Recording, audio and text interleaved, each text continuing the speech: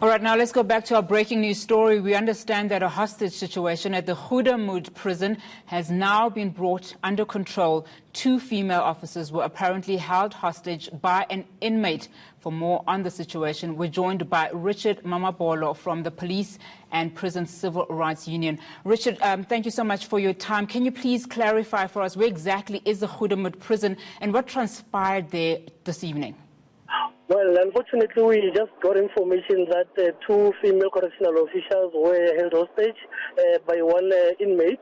And then what happened thereafter was that one of the female officials was stabbed to death, and the other one was unfortunately raped. We hear that the condition has been contained at the moment, and of course we've got our provincial secretary in the Free State who is going to the scene to obviously get further details. I think immediately when we have further details around that, we will then further communicate our position on the matter. But as far as we know, it's so unfortunate that we lost one correctional official and the other one was raped, which is sad indeed. Oh, wow. So, Richard, if I can just confirm, one female officer has, in fact, been killed by this one inmate, and the other one has been was raped by the inmate. Can you explain to us what the situation is like now? Where exactly are we at? Has the inmate been arrested?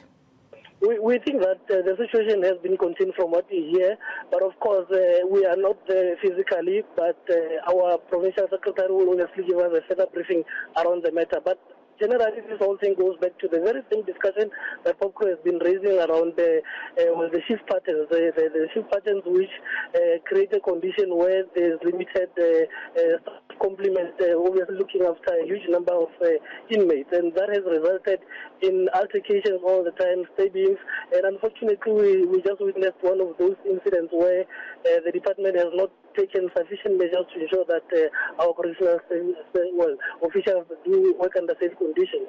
Now, I know you're obviously investigating this particular incident and you don't have much detail, but what would have led to the circumstances where 2 female officers were in a holding cell or an office, as it were, with an inmate? Do we know the circumstances at this stage? We do not want to speculate, but what would normally happen from past experiences is that during certain shift patterns, especially the ones that do take place over the weekend, you've got a lower staff complement, obviously looking after a bigger margin of inmates, and that normally leads to altercations. So we believe it could be linked to that.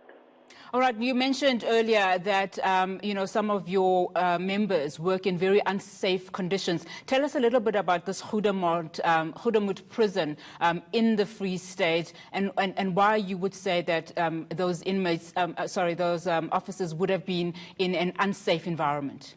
No, I think this applies across all correctional centers because when you look at the figures, I mean, we've got over 110% overcrowding rate, which increases on a daily basis, yet conditions of members are not sufficiently addressed. So you cannot distinguish it from the others because in almost all prisons we have similar incidents taking place on a regular basis. So I would imagine that conditions that led to such things would obviously be related to the shift patterns, as I said earlier. Now, I know that you're on your way to that prison and that some of your officials are making their way there too. What are the next steps from your side? Look, we will obviously assess the situation, but of course I think early in the morning we would be in a position to respond to on the basis of facts that we obviously uncover from that situation. Do we know at this stage, I mean, obviously you can't mention names, but who those 2 female officers were and what their ranks were? We do not have the names at the moment.